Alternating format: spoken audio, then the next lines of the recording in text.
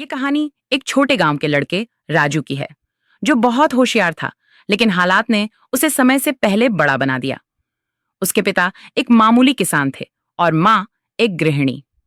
घर की आर्थिक स्थिति बहुत खराब थी, लेकिन राजू का सपना था एक दिन बड़ा आदमी बनना, जिससे उसके माँ बाप को कभी कोई तकलीफ ना हो। राजू दिन में स्कूल जाता और शाम को अपने पिता के खेत में काम करता।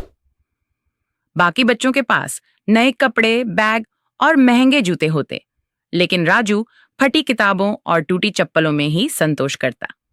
एक दिन स्कूल में शिक्षक ने सभी बच्चों से पूछा, बड़े होकर क्या बनना चाहते हो? सबने डॉक्टर, इंजीनियर, पायलट जैसे जवाब दिए। राजू बोला, मैं बड़ा आदमी बनना चाहता हूं, ऐसा कि मेरी माँ कभी आंखों में आंसू लेकर ना सोए। कक्षा में सब हंसे, लेकिन गुरुजी मुस्कुराए। समय बीता, 10वीं की परीक्षा का वक्त आया। राजू दिन रात मेहनत कर रहा था, लेकिन तभी उसकी माँ बीमार पड़ गई। इलाज के लिए पैसे नहीं थे। राजू ने अपने स्कूल की फीस तक डॉक्टर को दे दी। वो हर रात माँ के सिरहाने बैठकर किताबें पढ़ता और एक डायरी में लिखता था, एक दिन मैं माँ का इलाज खुद कराऊंगा, बिना किसी की मदद के। एक दिन स्कूल के प्रधानाध्यापक ने देखा कि राजू स्कूल नहीं आ रहा।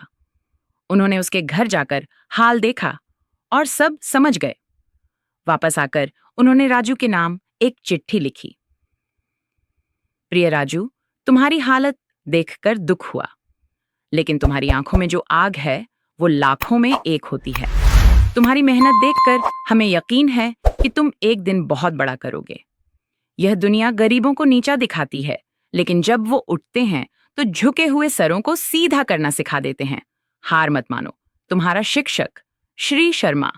राजू ने वो चिट्ठी किताबों में रख ली, जैसे कोई अमूल्य खजाना।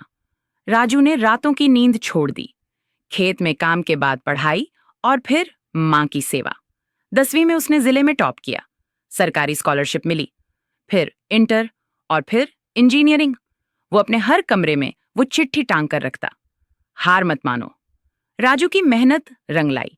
उसने एक दिन अपने गांव के बाहर एक बड़ा अस्पताल बनवाया, मां सेवा अस्पताल, जहां गरीबों का मुफ्त इलाज होता।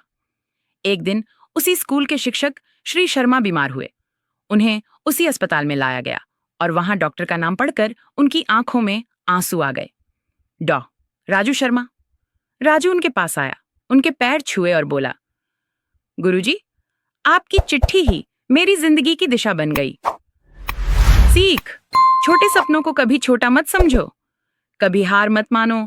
हालात कितने भी मुश्किल हों, एक छोटी सी प्रोत्साहन की बात किसी की पूरी जिंदगी बदल सकती है।